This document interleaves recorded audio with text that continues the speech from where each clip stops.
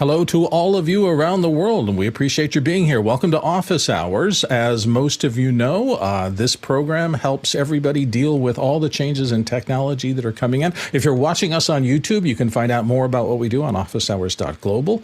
Our first hour is typically general discussion of production-related questions. The second hour, we usually dive a little deeper into a topic, and today we're talking about camera settings. So whether you use small cameras, camcorders, DSLRs, all the way up to the big rigs that are used to make movies and things like that. We'll be talking about some of the ways you can learn to look at the menus and make sense out of setting up a camera and getting it ready to shoot. We'll be talking about things like resolution and bit depth and those kind of things in our second hour. So if you have questions about those, put them in. For our general questions, though, we're going to do our first hour as always, and it starts right now. So Mitch, what do we have as our first question this morning? Thank you, Bill. First in from Paul Valhus from Austin, Texas. Is there any webcam more useful and versatile than the HuddleCam? And Alex is going to weigh in first. Alex, good morning. The HuddleCam actually is pretty versatile. You've got HDMI out as well as USB-C. You can control it through a controller. So it's a great camera. One of the ones that we're looking at right now is the Insta360. There's some other questions later about it, but the Insta360 Link looks like they may be taking it to another level, but we haven't tested it yet, but we hopefully will soon. And Mitchell.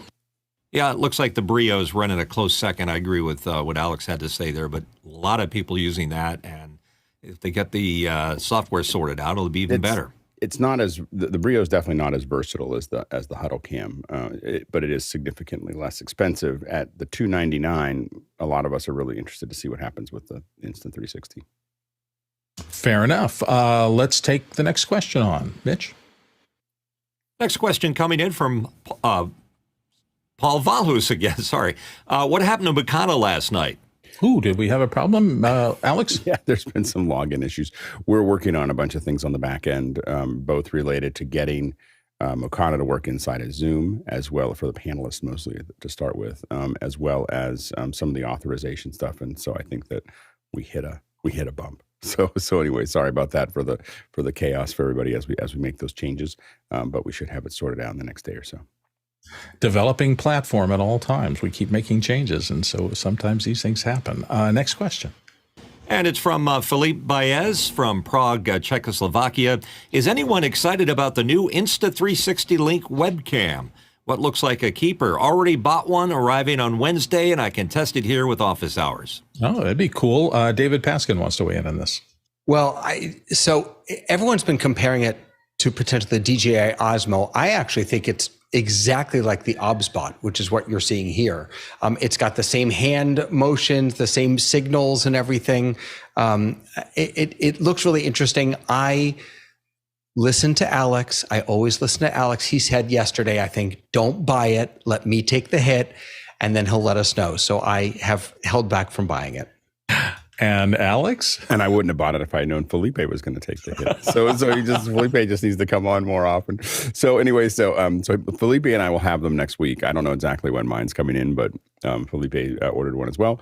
So we'll take a look at them, and the two of us will talk about what works and doesn't work. I don't think Felipe is going to get a better frame than what he has right now, but I think that so anyway, but I'm really excited about where they're going with it. I mean, the only thing I saw there, I was like, oh, it'd be really nice to have a 1-inch chip, and so we'll see. And I don't know whether Felipe, do you know if is there a optical zoom, or is it still like just zooming in the camera? Do you know? From everything that I understood, it's a 4K sensor, and the zoom would work on 1080p. Digital. But yeah, I have to wait and see.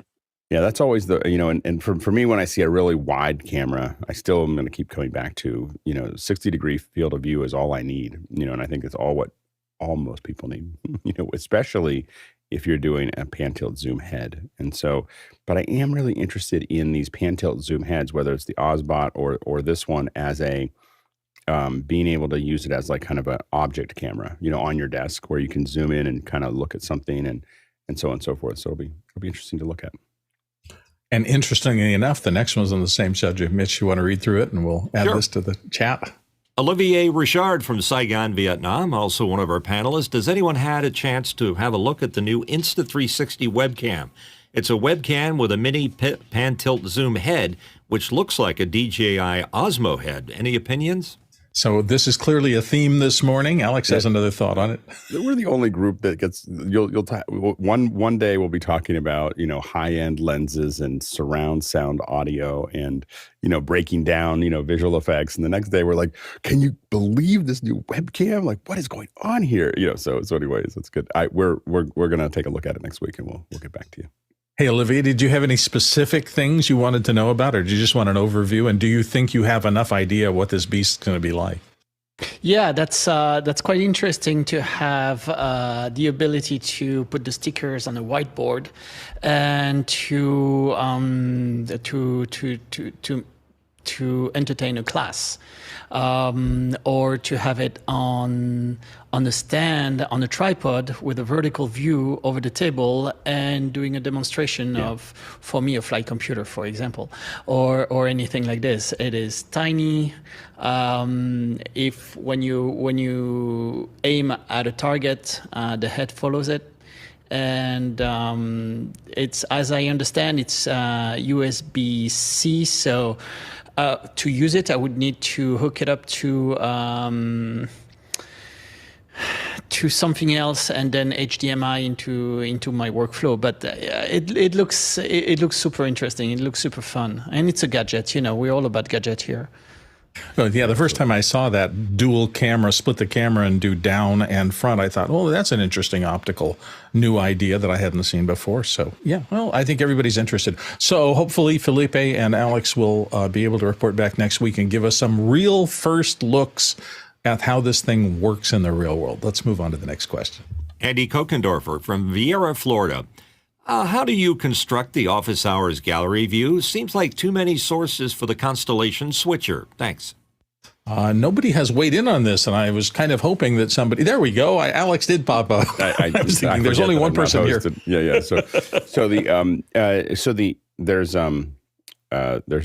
There's definitely not too many views for the sources for the Constellation. Constellation has 40 inputs, so we have a lot to work with us. And 24 outputs, and so, but it is being constructed now. I believe this changes often, but I believe that what we're doing right now is those are being placed by Mukana, or not Mukana, by well, they're slightly related to Mukana, but they're being placed by Isadora, and so they're all placed in where they need to be, as well as they are. Then we have a cover that goes over it that forms all the edges, the mortises. So that's kind of how that's all kind of produced there. So we should probably break down Office Hours 2.0 again and talk about the updates and show people the behind the scenes. It's a beast. There's a giant brain back there that is not just the brains that are doing all the work and pushing all the buttons and making it all work, but there's an Isadora brain that is making lots of decisions for us and putting a lot of the stuff together automatically. And so that's kind of how we have it pieced together. But yeah, the Constellation has plenty of inputs because it's only dealing with the number of inputs that people that you see here right now and a couple more. So there's definitely a lot of overhead still for the Constellation. Great. And Alex, just a note, you're a little bit low. You're about 32 down. So okay. Let's move on to the next question. Al Tivit from Carmichael, California. Can you plug an Opal C1 webcam into an ATEM Mini Extreme? The Mini Extreme requires HDMI, and if the Opal webcam only has USB, you're going to have to run it through something to get there. But Alex, you have other additional thoughts? Yeah, there are some converters that can make that actually work. So there is but you wouldn't be able to plug it directly in, as Bill said. You would need to run it through a USB to HDMI converter. And I think the company that makes Ozbot also makes a USB camera or UVC to HDMI. So if you look at Ozbot, I can't think of the name of the thing, but it's like USB to HDMI. It's not very complicated. Or UVC to HDMI is what you're really looking for there. Guy Cochran has some thoughts too. Yeah, if you really wanted to do it, this little device will do it too. It's the new Artemis SATO Connect, and it's got USB. So I just plugged the HuddleCam into it. You do need an adapter if you're using one that just has a USB Type A. It's because this is USB-C in. The benefit is that you get a free recorder, a free encoder, and a free 5-inch screen, as opposed to the other one's just a $189. It just does the HDMI to USB conversion. So these are pretty cool, and they're shipping out. And actually, it'll do NDI as well with a future release that's coming out. And actually, it might already be out. It was supposed to come out last week, but I didn't see it actually available for download. And Olivier has a thought. Yeah, I was just wondering if it would be a good idea to plug it into the USB port of a YOLO box. And now they have the YOLO box mini with only one input, and then use the HDMI output to route it into the ATEM. Maybe the YOLO box could be the middleman. Anybody have any thought about it? I'm not seeing anybody raise their hand, but it seems like an interesting idea if that product, I mean, all you really need is somebody that takes the standard USB camcorder, or not camcorder, but webcam interface, and converts it to HDMI. I've been surprised, actually. We talked about this. I think, Alex, it was like in the first couple of months of the show, we had a lot of discussion because people were buying webcams and wanted to use them with ATEMs when they first came out. And it was a complex thing. And we even talked here on the show about some of our more technically proficient people building boxes to do that. And it's still, even after 2 years, seems like there's not a lot of converters out there. No, and I think that, because a lot of times once you pay the price for the webcam and then the converter, you could buy a regular camera with some version that can interface with the. So I think that it just stacks up and it doesn't necessarily pencil out financially. Yeah, that makes sense. That does. All right, let's move on to the next question. Jasmine Lee in Singapore. What are the top 3 priorities for video-related adjustments when you have limited time to tech check a C-suite presenter using a Brio over Vmix? This is presuming no issues with audio. Okay, Alex is going to take this one on. So the first thing we're going to do is try to make sure the framing looks good. So if you see my framing, this is pretty much the target framing that we have. So I'm going to have my shoulders in, a little bit of distance down the shoulder. The head wants to be sitting, really close to the top. In web video, we tend to cheat a lot into what we would normally call the action safe in broadcast. So that's one of the first things that we're going to do is make sure that works. The next thing we're going to do is make sure that there's no heavy lights behind the speaker. So windows or lights or stuff like that, if we can get rid of those, we will, if we have time. But because that's going to make it much harder for the Brio to expose for the person in the foreground. And I'm assuming that you don't have a lot of control over, you may not have webcam settings or other things that you can adjust the Brio. Then the next thing we want to do is try to get that light, maybe the light we move from the behind to front, to make sure that they're getting enough light. The larger that light source during a day shoot, if we know that they're going to be there during the day, oftentimes we might try to put them in front of a window because it's going to be a nice large source that's going to be there. If we're not sure how the weather's going to look, then we might move it around. But the Brio can adjust with that fairly well in the middle of the day, and it looks nice. Otherwise, we want to make sure we get that lighting going. But those are the big things. If we have access to controlling it, of course, we want to play with both the shutter speed and the gain. You want to be careful of turning that shutter speed up, the shutter exposure up a lot, because they'll start having a lot of motion blur, because it's actually lowering it's literally lowering the frame rate of your webcam. So that's what that shutter it means. Obviously, gain we want to bring down as much as we can. That's why we want to add so much light. And then finally, color, basically the white point. As we don't usually use a lot of the other UVC controls if we don't have to.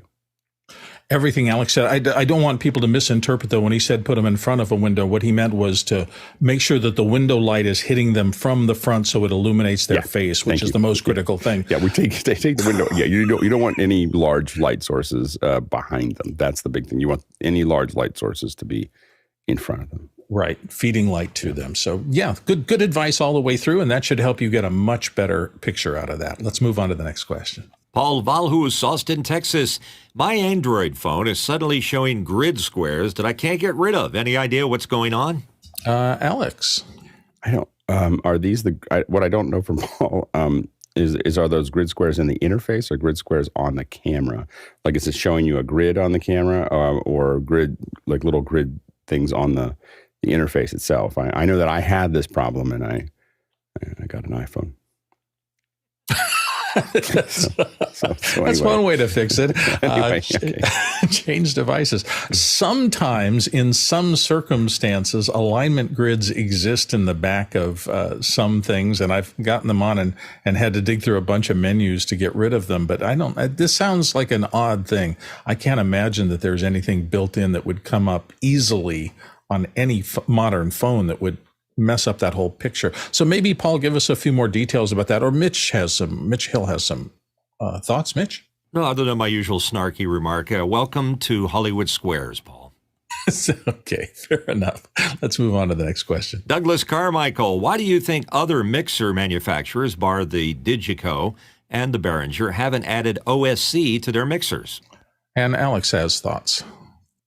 Yeah, we talked about it. I think this question might have come up before, but you can do it with Behringer. There's the folks who are doing that, and the DiGiCo is not really. I don't think it's really built for that. Some of the larger ones are really built for that kind of interface. They're assuming you're going to be there. They're not quite doing the tricky things that the kids do. So I think that might be the case. And as is typically the case, we are slamming our way through these questions. So those of you who are interested in getting any kind of technical question answered, it's an excellent day to do that. I'll just send you toward putting additional questions in. We are burning through them at a very rapid pace. Mitch, what's the next one on the list? It's from Paul Shadwell in Turbenthal, Switzerland. Can you explain the correct process for getting on the panel? And is there a document? I tried today, but failed this time. First of all, Paul, don't give up. You can get in here. Alex will explain some of the process for you. Yeah, I mean, the big thing is to contact one of us in the back end in Discord if you're having any issue at all getting in. There occasionally are little storms, where everything's a test case. And I think the reason you had trouble today is we had some issues with Mukana. So people who had logged in, I believe with their phone number, it worked because that's what we've been kind of prioritizing. And as we made those changes, I think literally there's two servers that sits on the phone, sits on one, and the phone only sits on one, and the other one sits on another, and that one, the server crashed. so anyway, we should have it up in the next day. I would just try tomorrow, but definitely contact me or Tlaloc or almost anybody on this panel if you're having issues. So once we know that you're having the issue, we can help you get through it. And now you're understanding why we talk so much in production about having a primary and a backup to that said primary, and often a tertiary fail-safe after the backup. And we'll probably, we're making a bunch of changes as we get ready to both have more people using Mukana as well as we're working on getting the panel view of Mukana into Zoom so that the panelists don't have to have two windows open at the same time. So we're working on that piece as well as getting ready to scale. And in those, we may have a couple glitches in August as we kind of work through that. Fair enough. Thank you, Alex, for the heads up. Let's go to the next question. Scott Pulsifer from Philadelphia. What are some of your best videographic tricks for Zoom calls to show off your capabilities, having fun with them? And David Paskin's going to start us. So you said have fun. So this is silly, but I have three. The first is being able to bring items in right on top of me, not having to screen share. The second, of course, I learned from Alex is to be able to telestrate right on the screen. And the third is actually to be able to bring comments in right from Zoom on my feed. So whether that's in Zoom, so I can actually call people out, celebrate them, highlight them, and let them know that I'm paying attention to what they are thinking about. David, do you have any more input on the pathway you use, particularly the last one, getting those in? Did you have to go through a graphic thing and then bring it in on a second key bus or something? So the first one with the overlays on top, that's just a second computer coming in, using an eCam and just overlaying that with a green background. So I'm just keying that out. The second one is an iPad that I'm drawing on, again, with a green background. I'm keying it out. The third one is something that Andy built. It's using Isadora, Zoom OSC into Isadora, then just sending an NDI feed out that I'm overlaying on top of the camera and eCam. Cool. And for those of you who may not be regulars here, Isadora is a program out of the theater world that now has been integrated into a lot of the operations here at... no, go ahead. And a quick note there that L who works on and teaches us, is going to be here right after the show for an hour. So there's you can have a whole session with Elle related to that. Perfect. So if you like what you just saw with David Paskin doing that and you'd like to go down that direction, the training that happens here right after this show today is a good place to start. Olivier has some thoughts as well. Yeah, the one thing which I really love to do is to maintain my ATEM Mini for my aviation instruction services. So I'm probably one of the only one using the Select bus on top of the Extreme. So I just make sure that I have on the media player one my graphic, and then with a simple macro I can bring up my logo, and then I have another one which times my my swinging thing. And I have another one which cuts with my title as an instructor. So I just maintain this workflow. This is done with Photoshop and the example files from the ATEM. Let me remove everything. There you go. And it just works flawlessly. It's 5 buttons. I try to cut off my chain of failures. So I'm resisting the use of the Stream Deck and Companion, because these are failure points and I don't like failure points. So I'm trying to touch my ATEM Extreme keyboard as much as I can, a little bit of mix effect and Photoshop with the plugin, with the ATEM plugin. That's I found it very nice. Absolutely. Those look great. Let's go to the next question. From Scott Pulsifer again from Philadelphia. Regarding the MixPre 3, has anyone purchased a second noise assist plugin for an in-person studio interview? And Mitch, you have a question about this. I don't have a question other than I wish they had more than 2 or more than 1. There's only one plugin from Noise Assist on the MixPre 3. My recommended workaround is to use the mix bus and pick left or right, and then mix it down to that channel, and then have the Noise Assist associated with that. I don't own one, but I wish I did. Fair enough. Alex? So I believe Noise Assist, doesn't it work with 2 channels, or is it just 1 channel on the MixPre? Okay, there you go. Now, the question really is are you doing that for a live interview, or are you doing that for post? I would not use Cedar or Mix or a Noise Assist if I'm recording an interview that I'm going to use in post, because there's plenty of noise reduction tools that are at least as good as they are. So you don't want to burn that into the system. I mean, they're great when we're going live and we want to cut something out while it's working. And that's what they're really designed for. But if you really want to remove noise, the RX plugins, Synaptic Unveil, and even the built-in plugins inside a Final Cut and other things do a really good job, and at least as good as Noise Assist. I wonder, too, I famously use the Universal Audio Apollo Solo. They have a lot of plugins, including a relatively new one from Cedar. So they have worked the Cedar algorithms into that. And using that with loopback, you might be able to configure a live noise reduced chain for a multi-person talk show type of thing. I have not explored that, but I know that it now exists as a plugin. Cedar didn't used to be, but now it exists as an Apollo Solo plugin that you can buy from Universal Audio. So it might be possible to do multi-channels of that and do noise reduction in real time, although you're on your own if you want to take a shot at that. Let's move on to the next question. Chris Widener, Lafayette, Indiana. Winamp just dropped its first update in years. There's a link for it. Can it be truly useful at this point, or just a bit of nostalgia for many of us? Alex is going to start us off here. I think it should ship with a Vespa, a beret, and a bunch of coupons for some almond. It's not gear; it's a lifestyle. Double almond latte. Yeah, it's a lifestyle. It's I don't know. I mean, it just seems like holy cow. We want to go back to the 90s. Anyway, so I do not want to go back. The beret would be amazing, though. The one part of San Francisco, I always had this picture when I moved to San Francisco. I'd end up with a beret and a Vespa, and I didn't end up with either one.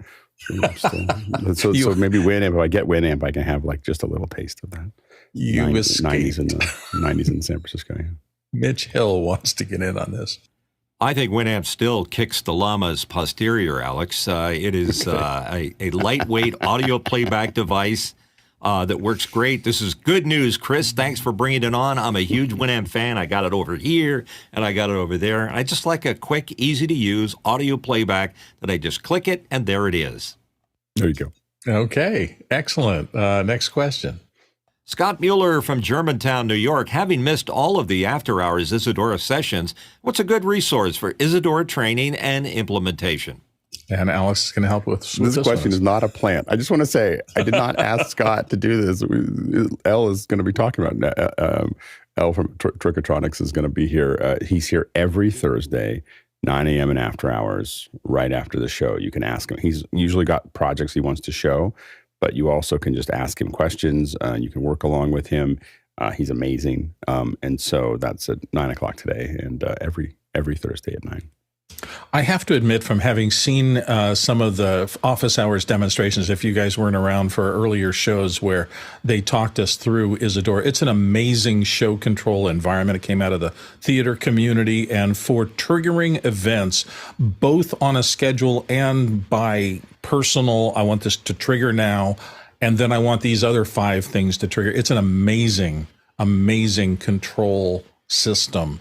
And I can certainly see why it was the right tool for the job when Alex was looking for something to more automate the creation of all the things you see on your screen here in office hours. It's a pretty amazing tool. Let's go to the next question. Chris Widener, Lafayette, Indiana. Facebook shopping is going away as of October 1st. They're recommending switching to Reels.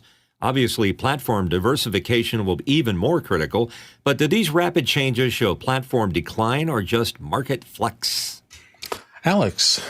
2 things. One is I know that we're just cutting through these questions. So if we're going to go to the second hour much sooner than normal, unless you have other questions you all want to ask. Anyway, so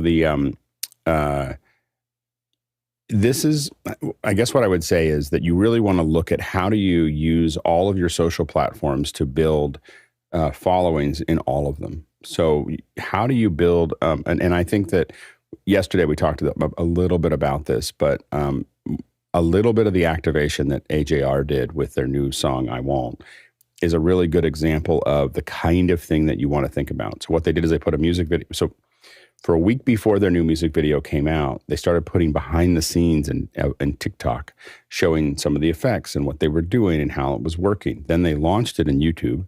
Then they put more videos out about how they did it. They're using TikTok as these short videos of how they're putting one kind of content on YouTube and another kind of content. Here's the thing. None of them are saying, just go look at my YouTube or go look at this. They're whole and complete content on TikTok, whole and complete content on YouTube. But you start realizing you want to see both of them. You want to see both of what they're doing. It's compelling content on both of those. I haven't looked at what they're doing on Instagram. I'm sure it's cool. But the main thing is that starting to figure out how you have an integrated story while you're working on, between all these social networks and having them bounce back and forth. So a lot of times we have some clients that say, I just want to stream to Facebook and YouTube. And we're going to do that because we're going to test. I feel like every time I walk up to Facebook now, because I don't stream to Facebook very often, and I'm going to talk a little bit because we have time. So anyway,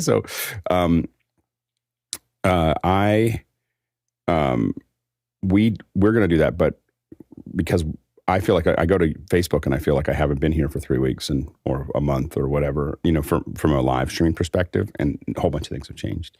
So I feel like we should be streaming to all the platforms all the time so that we just see how they're changing. It's also going to allow us to look at statistics and look at behaviors and look at other things. So by the end of August, we'll be streaming to a lot of platforms here, or middle of September, because we're going to start doing them 1 week at a time. The main thing is that we're kind of slowly expanding that process. But usually when a client says, I want to stream to Twitch and YouTube and Facebook and Twitter all at the same time, I'm like, this is a bad idea. Like think about where you want your content to be. Use your Twitter to push, to talk about things ahead of time. Like, hey, if you've got questions, go here. And like one thing that doesn't feel spammy, if you want to tell people about your event, one great way to not sound spammy is going, I've got an event in a week. We'd love to take your questions. You can post them here. And then the day before, like, hey, the event's coming up tomorrow. If you've got any questions, we're ready to go. You can post them here. And that, and giving that, and so it's more of a service. Like I'm just reminding you that you can ask a question rather than, hey, look at me, and so that's a good way to use Twitter. You might use some of the video to say that if you want to. There's a lot of things you can do there. You might use Instagram to show some of the behind the scenes or all those other bits and pieces. You might use TikTok to have other things that you're building up towards an event.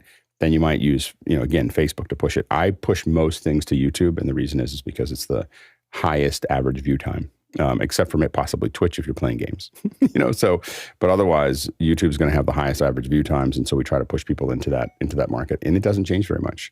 It's a video, or live video, and it changes very slowly. But what you should be careful of is a lot of people.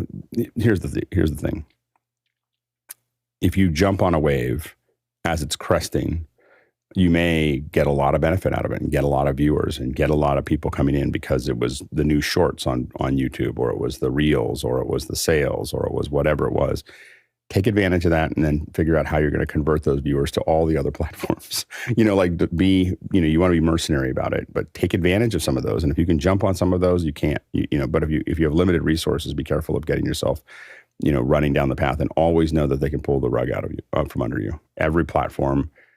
And that's just the nature of what we're in. And if you don't like that, then you need to build your own following on YouTube, on a mailing list, and stuff like that. But and figure out how you're going to funnel people into something that you can contact them directly.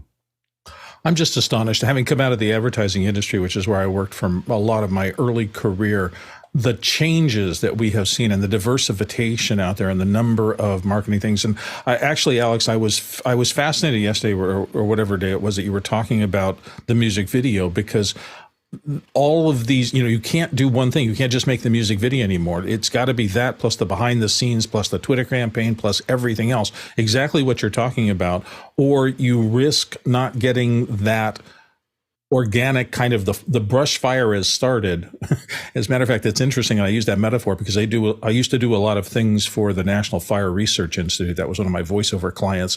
And when they're going out and setting a backfire to try to suppress the big fire, they don't just do it in one little area. They spend an hour or more going along the line, setting 100 little fires to get that backfire big enough to put out the big fire when it comes. And I think there's a metaphor for that in the way people have to approach marketing and promotion and building businesses now. If you're just on one specific platform, you say, I'm just going to post this on Facebook and it'll take off.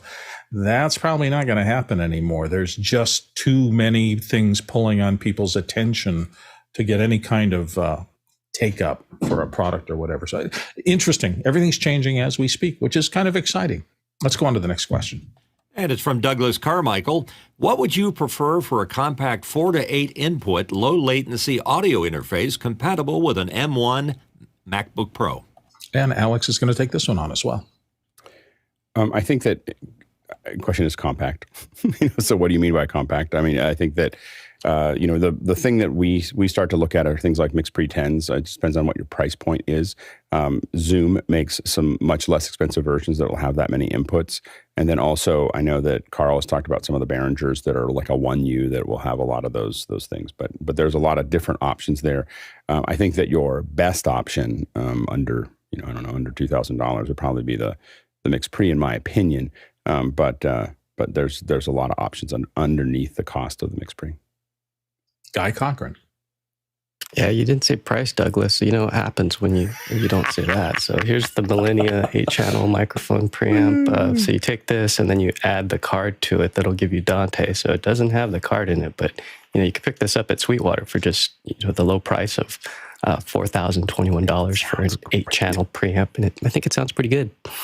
Get a bunch of individual. You could get a bunch of I don't know how compact it wouldn't be that compact. You get a bunch of Neve preamps and one for each one, but it wouldn't be compact. Compact is in the eye of the beholder.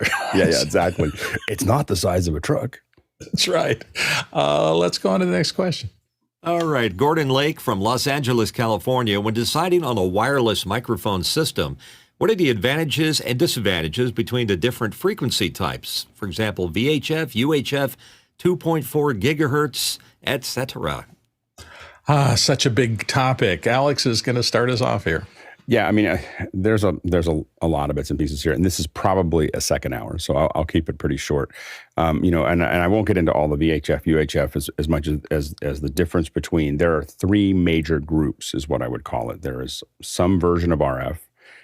There is some version of what I will call Wi-Fi, 2.4 and 5.0, and then there is the decked format, which is basically what a lot of certain kinds of mics, like the Free Speaks and the Free Speak, as well as the Shure Microflexes, all sit on top of. And so we'll just break those into those three groups. And again, this is probably a great second hour. Put it in the suggestions. We'll take a look at it of talking about this. But the advantage of the decked format is that it is, for the Free Speaks and everything else, it's very easy to configure, and it's very flexible. I can hear the bits. Like, so especially if you turn it to high density, I can hear the bits in it. Most people cannot, but people who are really listening in a good headset, you'll hear just a little bit at when things get quiet. Like just, and it's super subtle, and it's just like a little bit of crinkling. This is what I call it. And so it's good for corporate, not great for high-end broadcast, but good for comms, that type of thing. The 2.4 and the 5.0, those ones are for the gigahertz. Those are the kind of the Wi-Fi signal versions. They sound good. They just don't go through anything. It's really high frequency. And so it basically, you put it on your back, and all the liquid between your back and the receiver, being is, you're like, what, 73% water or something like that. So it doesn't get through it. so you got to kind of put it on the side and so on and so forth. It can go a fair distance, but you do have to be clear that you're using a very high frequency, and those wavelengths will be absorbed by a lot of things. And so that's the real challenge. Also, a lot of people have them, and it's easy to get stepped on, and so on and so forth. Then with the RF, you really get into a situation where, when you're using very popular RF, like a Sennheiser, one of the Sennheiser ENG 100s or in that range, the big problem you have is that everybody has them. So they're in your frequencies, and they're all over the place. So that's the thing that you have to be. That's really challenging, and that becomes more problematic. It is what we're going to use at the high end. It's just that we want to make sure that we're and the RF allows you to manage frequencies, and so you can say, okay, everybody, this group is going to be, these mics for this group get to be in this range, and this, you'll see in a large event, you have a frequency coordinator that will work with everybody to make sure that they're all putting their mics where they belong, and so you have a lot more control, tend to have a lot more range, but it also takes a little bit more management, and again, it's easy to get stepped on. Mitchell. Yeah, two tips I've heard on office hours that I thought made a lot of sense. And one is if you're using an RF mic system that you can set the channels, when you pull it out of the box, the first thing you do is change the channel it's preset to, because some people are just lazy, and you'll end up probably talking on top of somebody else or them to use. So that's one. And then the other is that you may test it in a full open room under not optimum conditions, and it may be fine. And then when the room fills up with people and you've got things going on around you, then it may not. So test it under both conditions, then you do well. And Guy Cochran. Yeah, I take a look at what some of the pros are using, especially in your area, because you can look up via like Sennheiser's frequency finder. You can see what DTV and UHF stations are broadcasting in your area. So auto scanning on the basic Sennheiser, so like in the $700 range, you can get the 100 series, and that'll get you there. But the problem is that, yeah, like Alex was saying, you get other people that are using that same device, and unless you're frequency coordinating, they can step right over the top of you. And so some of the bigger guys like Electrosonics, Zaxcom, They'll have finer tunes, so the bands you can go into finer steps, they call it, and you can also again dial in. You can do that frequency scan first, but the other thing that you can do is you can get antennas that'll block other frequencies. So you can say like, hey, I just want to be in the 700 to 900 or 600 range, whatever that number is, and you can block out the rest of those. So if you're getting overpowered by a DTV station that's outside a window in a high-rise building, you can actually block that out. So I mean, for the big stuff, hire a sound guy. They're packing around $25,000 worth of gear and 20 years of experience. So if you want to just get away with something that's on the cheap, the deity stuff, watch the interview that we did at Cinegear. They got some good stuff. You will get a little bit of delay on some of that. So the bummer about the 2.4 stuff is that if it's for live and you're looking at a screen like you're doing iMag, you're going to see some delay. If you're not portable, you can go to the Shure, and look at the high-end Shure stuff. The Axient is $4 or $5 grand. So you can get up there really, really fast. So. Absolutely, all of those things. And specifically, Gordon, since you asked about VHF and UHF, a little bit of history. I won't do very long on this, but once upon a time, they were all VHF. They opened up the band of UHF, which is ultra-high frequency as opposed to very high frequency. And then the FCC did a weird thing to us. They sold off a chunk of the VHF band to other users. And so a lot of the old, even high quality, Electrosonic, Sony, and things like that, mics, wireless mics that were useful in America became not useful because they sold off those to other users. And after that happened, most of the people I know who own those and got stuck with them had to sell them off into Europe and other jurisdictions where they don't use the same frequencies we do. So be a little careful in the aftermarket if you're buying high-end radio wireless mics for use here. If somebody is retired and they've got a bunch and they're selling off, be very careful about putting that, about adopting that if you don't want to get into a little bit of trouble potentially. Alex, you had another thought? The only thing I'll say is that I don't do any events without the my brain just turned on Axient. Like, just so you know, like that's all I use is Axient. I rent them. I don't buy them, but I rent them. But that's if you're looking for the high end of what really works, that's the one. And Guy Cochran wanted to come back in as well. One last thing to keep in mind is that a lot of these work by companding and decompanding. So you'll hear sizzle or you'll hear things that bite at the end. And so if you can, watch some videos. Curtis Judd has some great videos up. And they call it the jangling keys test. If you take a wireless system and you jangle some keys, you'll really hear what it's made of because some of them just cannot handle it. So those frequencies aren't often in the human voice, but you just want to watch out if you are trying to use like a handheld to interview somebody or pick up some kind of musical instrument, whether that can be transmitted faithfully or not. Excellent. All right, let's move on to the next question. All of a sudden, we have a lot of things stacked up behind us here. Paul Shadwell from Turbenthal, Switzerland.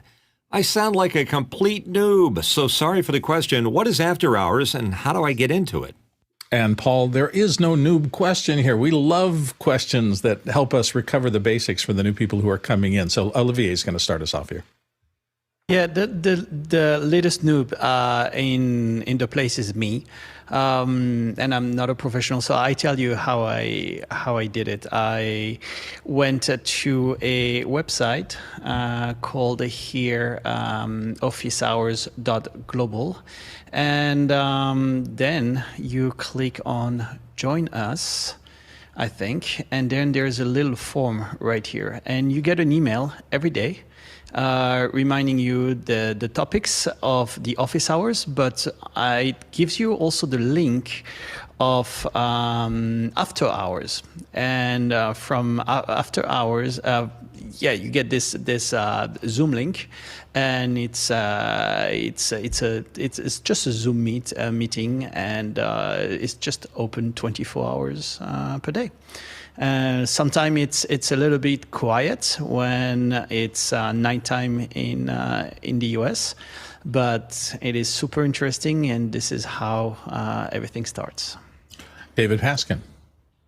Before the show, we were talking about how we're all here and spending money on this stuff because we love technology. And so if you are one of us and you're playing around with new toys, new tools, I have found After Hours to be the best place to go to play around with those. You have a group of professionals who are there listening, ready to help you, ready to troubleshoot, ready to give advice. It's just been fantastic. And Mitchell. Yeah, my extended family lives on After Hours, and I just recently started using it again. I kind of went off for a while using it just as needed to ask technical questions, but now I'm there on a regular basis at 6 o'clock and then again at 10 o'clock Eastern time. And it's like a family. We kid each other. We have fun. We do go into depth and some technical stuff. It can get a little tedious for some folks, but always know that if you are watching and or just listening and not participating, that you can always jump in and ask a tech question because we're there to answer it. And the next question, Mitch. Next question from Olivier, Richard from Saigon, Vietnam. Are TikTok shorts and Instagram reels the same thing on different platforms? And Alex. Well, technically you have TikTok, then you have YouTube shorts, then you have Instagram reels. Everyone looks at, what everybody else is doing. Everybody's always afraid that there's the MySpace effect, which is that everyone thought that MySpace was immovable, and then they were gone. So I think that any social media platform looks at every other social media platform as a threat. And when one starts to grow really fast, they try to look at what is that one doing that's different than what we're doing, and how do we add that to what we're doing to try to make sure that we don't. It's more about retaining their users than gaining new ones. Than have people not get bored with whatever they're doing. I think that they're all similar in the sense that they're short form.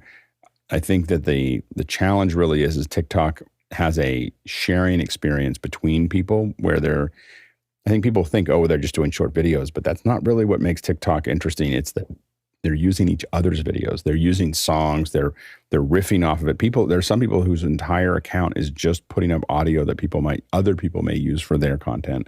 They're trading notes and going back and forth. And there's a social part of TikTok that I think is very difficult to reproduce, in other platforms, but they'll try. I remember, remember when Twitter first came out? There was no Twitter, and then there was Twitter. And I remember all the first hacks on it was, who's going to want to be limited to just this number of characters? And turns out the whole planet was excited to be brief because things were so long. And so Olivier has some thoughts on this. So when you create a vertical content, which is 45 minutes to 59 seconds, does it mean you can use it indifferently on each platform? You can. I don't recommend it. Again, I recommend original content on every platform. You may look at what the platform's doing, look at what's succeeding on that platform, and make an original piece. Now, I've experimented. Like, for instance, I did if you go searching through YouTube, you'll find the McDubbies. My kids decided they wanted to be called the McDubbies, and they wanted to do some TikToks. And so if you go to TikTok, you'll see there's one version. If you go to YouTube, you'll see a version that's 16:9. If you see, I took the same one and made it 9:16. It was a bit of an experiment. So you can do those kinds of things, but I really recommend looking at what the platform wants and feeding the platform what it wants in its native format. And a native, and that takes work. But I think when people cut and paste across things, when you're really popular, you can just cut and paste. I know some folks on Instagram that just post those square things into TikTok, and they build up a following, and it's easy for them. But I think that the people who do the best are the people who are building native content for that platform all the time. Next question. Scott Pulsifer from Philadelphia. On the hunt for animators and video editors, where would you go to find talent beyond Upwork or Fiverr? Mitch? I would hope you wouldn't go to Fiverr to find an animator. We do have a lot of talent right here on Office Hours. And although we do not endorse shameless plugging of your own services, I do motion graphics. Just thought you'd do that. I think that was a U-turn there. And I think, I would say that there are different places that different people hang out. And one strategy might be, there is no one thing of an animator or a video editor. Video editors, a lot of different kinds. We see a lot of people now, particularly the young people who edit for video games or something like that. And there's a different style to that than an editor for a feature movie or for a commercial. There's different things that they need to understand to be successful at doing that. Now, every editor can edit anything, but if you really want somebody to elevate your work to the next level, I think it's important to find editors who kind of grok the kind of work you want to do. And I would guess it's the same thing for animation. I'm not sure you want to do 2D Disney animation for titles unless your market is going to, the people you're trying to reach are going to resonate with that aesthetic and style. So I would say, though, that there are communities. You can find communities for motion graphics. You can find communities for animators on many of the sites, whether it's Facebook groups or Twitter groupings or whatever. You're going to be able to track into those communities. I would go and meet those communities, become a part of them, listen for a while, see what they talk about, and you will find places on the internet that the kind of talent you're looking for hang out. Instead of waiting to just try to find them, I would go to where they hang. The same way if I was interested in becoming a, zookeeper, I would hang out a lot in zoos, and I think that's always a good strategy. Alex has thoughts as well. No, we got to keep moving. We're behind. Okay, so let's keep moving on. Chris, next question. Chris Widener, Lafayette, Indiana, European Space Agency says Shaun the sheep will join NASA's Artemis 1 flight as an astronaut. What camera would you recommend for doing stop-motion animation? I've done it with still cameras, but it's still a video camera that's uniquely capable. Well, if you're trying to get something into a platform like that, the most resolution you can, do the best job you can, because that's a big get. Alex? There's some, I can't think of them right now on my, but there's some stuff on the iPhone that's great, that you can really make work. The next step after that, you need to start paying attention to whether you want to move the camera or not. Getting moving shots becomes much more complicated. The big thing you want to look at is a soft. It's less about the camera. I mean, a good still camera will do what you need it to do. It's more about the software. You got to have good onion skinning so you know where you were, so you know where you're going. So, and I think that actually Boink's software makes some, and there's some other folks that make like iStop Motion, and then there's a couple other ones. But you want to look for a stop motion software that's going to drive the camera and give you onion skinning previews so that you can really work with it. Let's go to the next question and go ahead. John Foltz from Selinsgrove, Pennsylvania. I tested NDI Router yesterday. Great tool. Question, does it simply pass the addresses like a discovery server, or does it pass the actual video? And Guy's going to help us and see if you can do it in 30 seconds, Guy. We've got a lot of questions here. Yeah, think of NDI as a protocol, not just for sending video and audio, but it's also messaging. So it's sending across these packets over multicast, or some of us know it as Apple Bollinger. It's basically just saying like, hey, I'm here, but it's saying, if you're a target and you're a source or a listener, you can say this one goes to that one. And so that's all the router's doing. It's just messaging, and it's saying this one's going to that one, this one's going to that one. So it's just a small little piece of text that's traveling over the multicast. So it's not the full meal deal. So your computer won't actually, if you look at the Ethernet bandwidth going across, you're not going to see like these huge spikes in bandwidth, because it's not actually sending the video and the audio to that machine that's doing NDI routing. So next question. James Fosseline in Minneapolis, Minnesota. Watched the first episode of Light and Magic. Do you think George not being around helped build a technology that wasn't directly producing footage? I could listen to Alex talks about this for an hour, but we've only got a minute or so. What can you do, Alex, really quick? So I think it was actually good for George to be out when those guys were working on it. They had to build entirely new systems from scratch to get what they wanted to get done. And then they got it done. Did they get it done perfectly? No, but would they have been able to get, if you had the director sitting there over your shoulder all the time, what they would have done is used more off-the-shelf solutions and been very limited, and we wouldn't have had the same movie.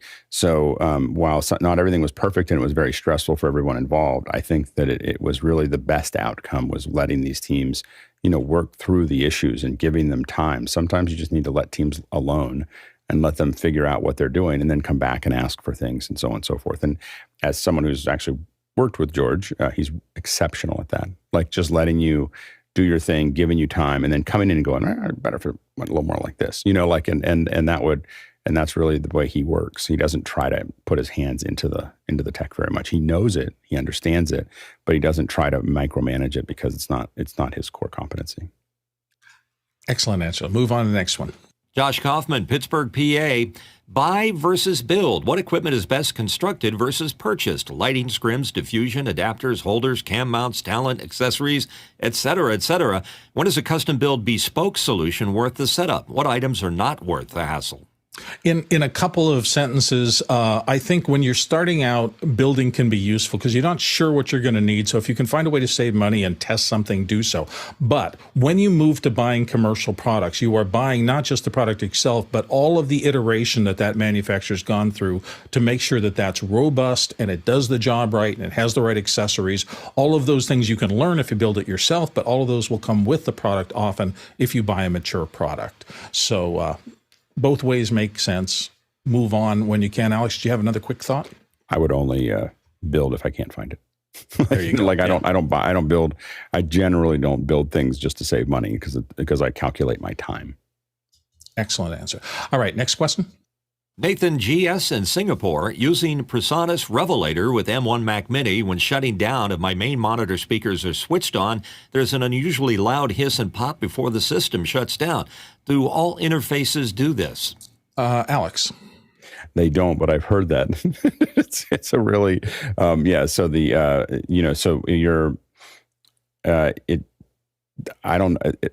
it is a common thing when you turn things down to have an interface do something like that. No, they don't all do that, but I know the sound. It's not pretty. So, so I try not to, then I just don't turn things off very often. When I have that kind of interface that makes that kind of pop, I tend not to do that. All right, let's go move on to the next question. Yeah, let's move on. Morgan Price, Victoria, British Columbia.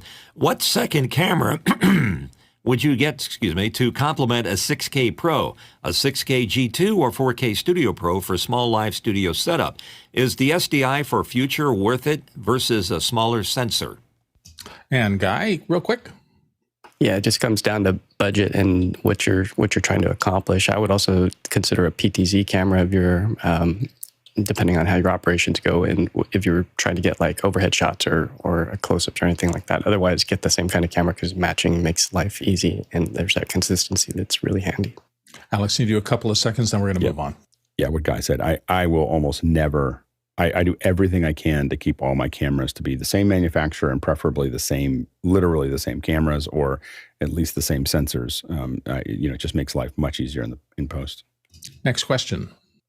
Next question from David Brady in New York, New York.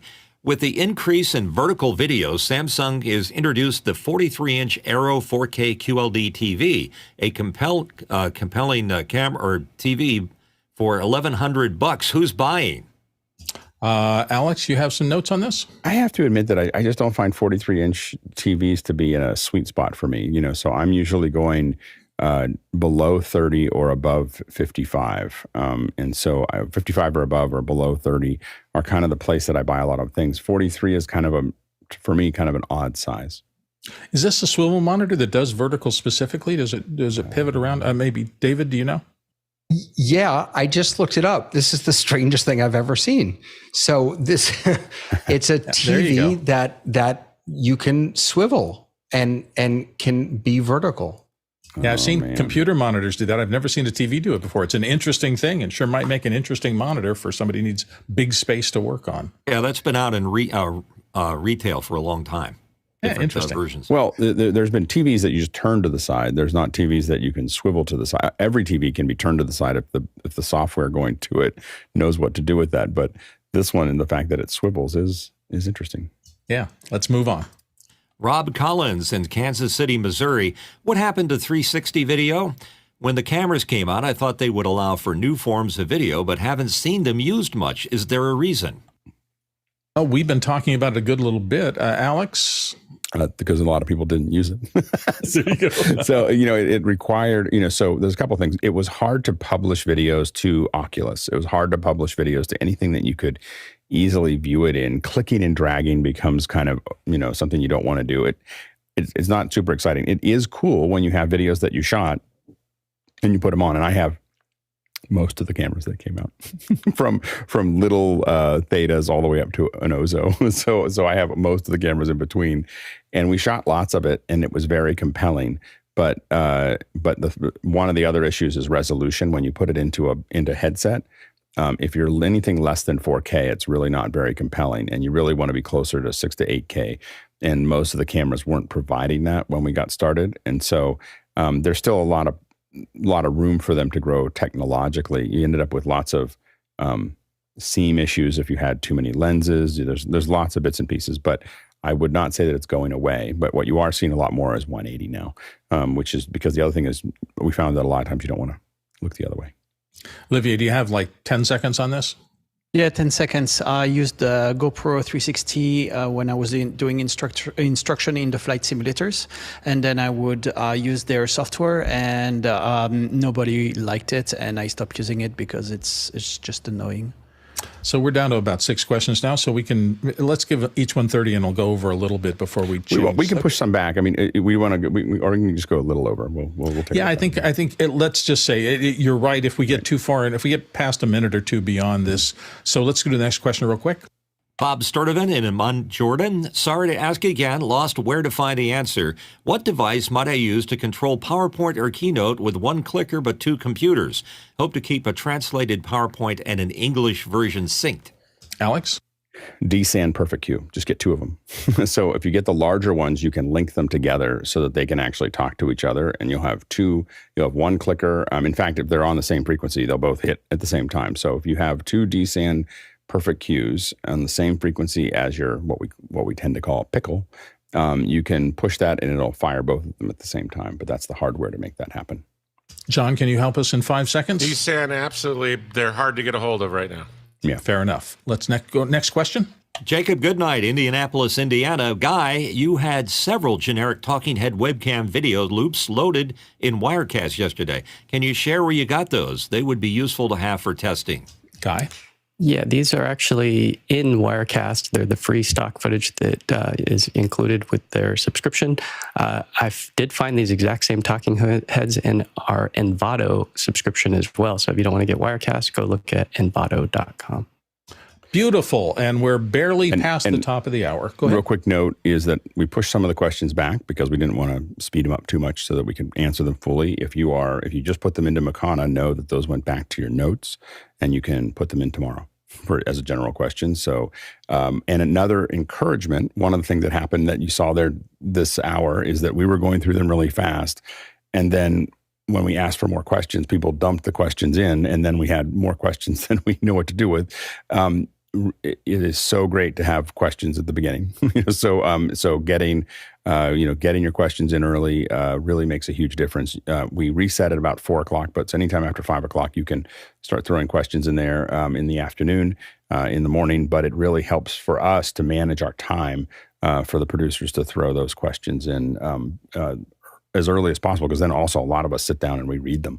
I get up in the morning. First thing I do every morning is get up and look at what questions are coming in and trying to figure out if I can find a good answer. Fair enough. So it's time to make our pivot here. It's the top of the hour. So Alex asked me what subject I wanted to start with in these hosting sessions. And one of the ones I had at the top of my list was video settings, because I ran across a lot of circumstances where people were a little confused. It used to be really simple because the entire broadcast system, where most video producers came out of, worked on one standard. Everything was this standard def 640 by 480. But boy, has that changed. The whole world is different. And now you buy a new camera, even smaller cameras, even basic camcorders and things like that, or things like GoPros, come in with a variety of settings. And I find a lot of people having trouble determining, when I go out to shoot something, how should I set up my camera? So I did a quick little PowerPoint thing to just whip through really quick here, and we're going to talk basically about 3 things: resolution, bit depth, dynamic range, and encoding. At least this is kind of the outline for me. The first one about resolution, I just wanted to go through some very, very quick comparison charts about the size of things. You can get a sense of, when you reach these menus and you see these things, what is the impact of that? And if you look in the bottom right corner of this, that's a little SD frame, and you can see the difference that these various things, 4K, 8K, how much bigger they are in terms of their raster. And Even HD 1080p, and by the way, the numbers to the right of that are wrong. That's actually 1920 by 1080, not that. That is the 4K resolution of 3840 by 2160. But you're seeing that each time you go up to a new raster, each time you ratchet that setting on your menu up, the amount of data in the stream you're going to be recording just gets really big, really fast. And in fact, if you look at it in terms of the math involved, SD has about 300,000 pixels. Even 720p has 1 million. You go to 2K, it's 2 million, but watch what happens as you go up in scale. 4K, 8.25 million separate pixels that you're trying to describe color and luminance values for. 5K gives you another bump up, and you get all the way up to 8K, and suddenly each frame of your 30 frames or 24 frames a second video has got 33 million states potentially to describe it. And that math has to be managed, which is why as you get into these higher and higher settings, it gets tougher to edit, and it just gets tougher in your facility to deal with. Even the simpler cameras let you do now these resolution settings. Here's a little GoPro Hero 3, and this user's in the settings menu. You can see you can set up for 1440, 1080, 960, and it's a balance always. What can I work with? How much do I store? And that's going to affect the time on cards. We're lucky cards have gotten inexpensive and bigger, but these still have to be decided ahead of time. And in fact, here's a Blackmagic camera setup menu, and you're seeing a lot of things possible. And particularly down in the bottom row, you're seeing 4K, Ultra HD, or HD. Those are three of the ones we just looked at before. You will also notice these things like DCI. And people ask me a lot, what's the difference between 4K and 4K DCI? So I found a really quick little slide on one of the sites. That little extra bar on the left, DCI is a digital cinema initiative that established these new frame sizes. And it can mean that instead of a 16 by 9 frame, you're suddenly dealing with a 17 by 9 frame. So if you're shooting with these settings and you're bringing it into your standard NLE, it may not come in and fill the entire frame the way you would expect it to. You can take care of that easy enough, but you need to know that that's happening. So these various resolutions matter for you as an editor. So let's look at some basic camera settings. This is an Arial Alexa menu, I think, and you have to dig down through them. The simpler cameras let you find these things easier, but here you need to understand where to look. And at the very top layer of this, the imager mode, it's telling you that this camera is shooting in 6K at a 16 by 9 ratio. If you go to another member, you're going to get, I'm sorry, it's the Sony camera. You're going to get to another menu, and you're going to have to kind of decode, well, where do I even look to determine where my settings are? Here under the shutter 180 degree setting, you'll see a set of small numbers, 4K 17 by 9. Once again, it's useful to know what your raster is and what kind of content is going to come out of it. The other part of resolution is just what can your camera capture to the thing? And for that, we use resolution charts. Alex loves talking about this, and I love hearing him talk about this, but I went back and found one of the earliest ones I could find. And it was interesting to me when I saw this on the web because it shows you some of what is hidden in these resolution charts. And on the right, for example, in the first line, there are diagonal lines for interlace check. And so that was back in the SD days when they wanted to find out whether the camera could resolve various bit depth issues in terms of diagonals. And as you go around this circle, you see things like corner circles, because back in the old days of cathode ray tubes, there was a lot of distortion in the picture as it got drawn by those electron guns. Now, of course, we're in the digital era, and the whole thing has changed. And now when we see resolution charts, we're seeing a lot more detail. Some of the information we had on those old ones has dropped off, and some new ones are coming back in. But Alex is very fond of using the Chroma Demand charts, and let's pull that up next, and you'll see that some of those original ones that were on there are actually back. Those trumpeter things on the side to measure resolution, those a widespread that gets down to finer lines. These are really useful because what the camera projects to a monitor is not always the same resolution and ability that the capturing device can be. Now, if you're working on a very high end, it might be exactly the same. Every single bit of the resolution that the camera is putting out might be getting encoded into that signal, but it also might not be. So being able to shoot a chart like this on your camera, then play it back in post and see, is there a difference between the resolution that the camera saw and what I'm getting on the back end can be useful. And it's not just a matter of high end. You can see camcorder settings. You can find places, if you look on the right side of that chart down, 1080p 25 is the frame rate inside. And then there's something called movie quality. And I've always found this hard when you're working with inexpensive cameras to figure out, well, what does high mean? It doesn't really say something, but this is what you're going to have to deal with. And you're going to have to, in my opinion, do tests to determine whether or not what you're seeing makes sense. Same thing here. We're seeing that on the right side, you've got file format, movie settings. That's where I would probably look first, along with shooting mode and some other things like shutter speed or shutter sound. I'm sorry, not shutter sound. I don't care about that. My point in all of this is that it's not a process of having to be just pick up your camera and shoot. You have to make some official decisions about what you want the camera to record if you don't want to get in trouble in the back end in post.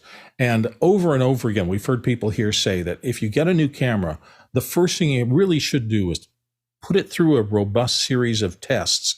Go through your menus, determine where you want to set things, and make sure that you're not oversetting or undersetting your camera. If you're undersetting it, you're not getting the resolution or the bit depth that you've paid for with that camera. And maybe that's important because maybe your post process on the back end can only handle a certain data throughput. So shooting instead of RAW in ProRes or one of the other formats that is easier for your edit system to deal with might be a really good choice. Let's move on because I don't want to spend a lot of time on these. I just want to talk about a few more things. The next one is bit depth and or dynamic range. And these get confused a lot, but let's talk about a couple of things. In terms of bit depth, those first three green indications, black and white only requires 1 bit. It's either on or it's off. When you get 2 bits, you get 4 shades. If you get 3, adding that next bit means you have 8 shades. And that only really becomes important on the bottom part of this chart, which says we all have heard I'm working in an 8-bit system. And most of the old computers used to be 8-bit. And that's why we only had 256 levels of described difference. Now that could be 256 colors or 256 levels of gray, but you only had the way to encode in an 8-bit system 256 levels. As you move up, 16 bits, 32,000, you can see how much difference there is in that. And when you go to 24-bit, you suddenly have millions and millions of discrete states that the computer is keeping track of. And so, here's an interesting chart I found about the difference between bit depth and dynamic range. And for people who don't really maybe haven't dealt with this, it's an interesting thing. And as a matter of fact, I think I'm going to read it for you because there may be somebody who's either listening to this or doesn't have a deep grounding in this. And so this comes from Peach Press's website, and it says one way to think about the difference between bit depth and dynamic range is to imagine a staircase, and we can see it here. The dynamic range is the height of the staircase. The bit depth is the number of steps in the staircase. If we want our staircase to be reasonably easy to climb, or if we want to preserve the illusion of continuous gradations of tone in our images, we need more steps in a taller structure than we need in a shorter one. And if we need more bits to describe a wider dynamic range than a narrower one. But more bits or a larger number of smaller steps does not increase the dynamic range of the height of a staircase. And I thought this was important to talk about at least very quickly because people get these things confused and they think, I have a camera and it said I've got not 4 is unreasonable. It says I've got 10 stops of dynamic range. And somebody else has one who says, well, I have 12 stops of dynamic range. And sometimes a more expensive camera may have a system that if you just compare it in terms of the stops of dynamic range and think because it has more dynamic range, you're getting more resolution, it's important to understand where these things get the same or where the decision you're making on a menu makes a difference in one versus the other. And then let's just do these last ones real quick. I only got a couple more here. Let's look at encoding. That's the next thing I wanted to talk about just in general. And basically, there are 3 types of codecs. Codecs is the encoding and decoding that happens. Capture codecs, mezzanine codecs, and delivery codecs. We all have to deal with this if you're making any kind of content. The capture codec is what's shot in the camera. Sometimes the cameras compress things so much and apply the right or wrong kind of compression for a particular part of your workflow. So it may be great for fitting a lot of information on a card, a lot of footage, but it may not be very good for editing. And that's why you get into the second thing, the mezzanine codecs. Most of us will take our footage back from the field, and if we weren't shooting in a good editing codec, we will do a transcode from that camera codec into a mezzanine format. And that will help us in terms of the editing fluidity of our system. Then you get to delivery codecs where you're trying to distribute things. And all of these things on the bottom line, bit depth, chroma, subsampling, compression, and the container, which we'll talk about the last slide here very briefly, determine whether or not you're using the right kind of codec. So capture codecs, as I just mentioned, it reduces the storage size of everything going on to that recording medium.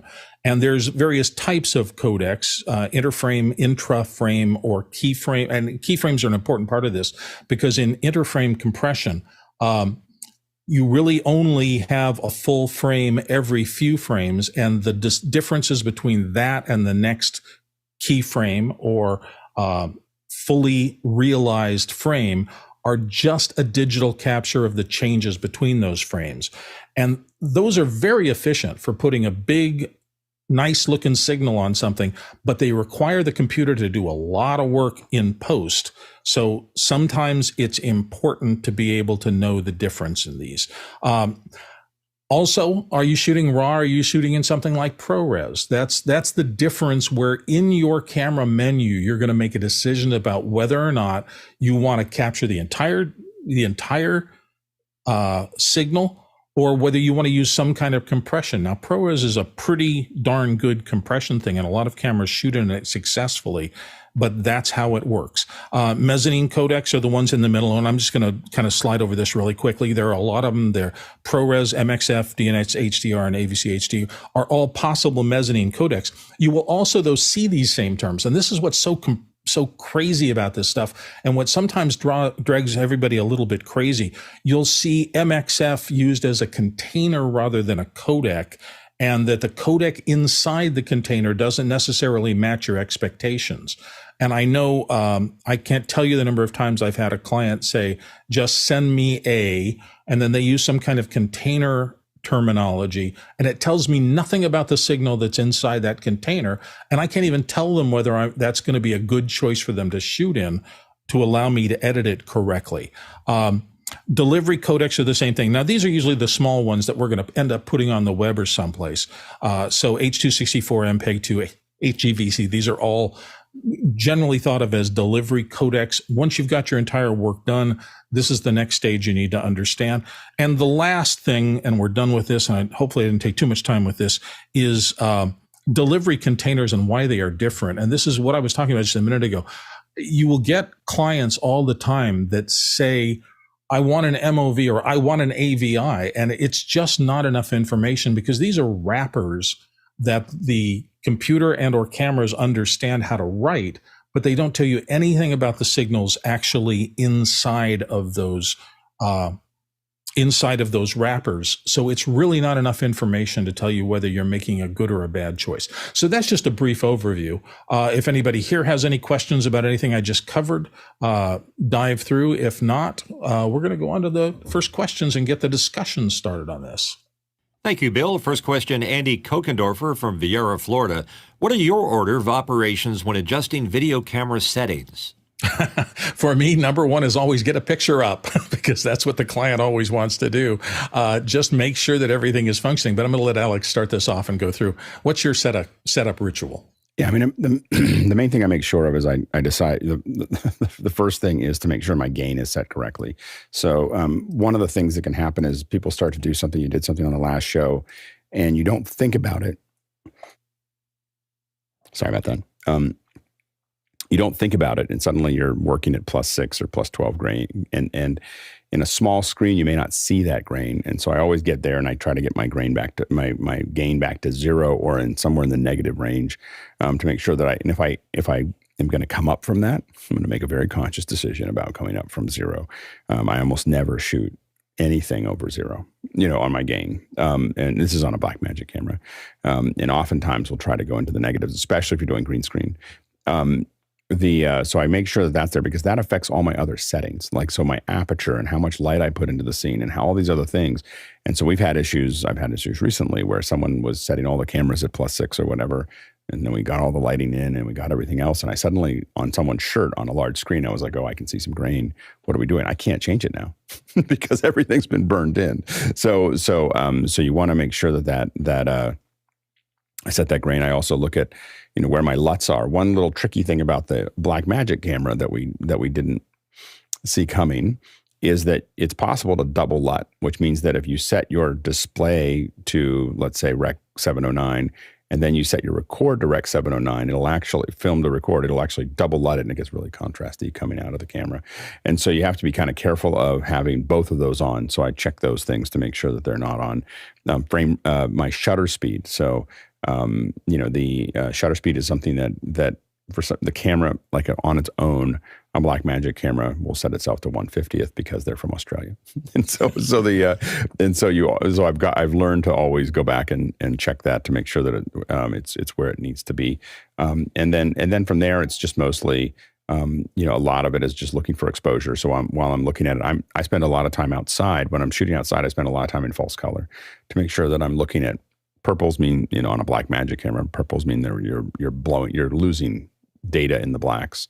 And of course, red and yellow mean that you're losing data in the whites. And so I'm looking at that to make sure that I'm kind of living inside of a world that I can work with.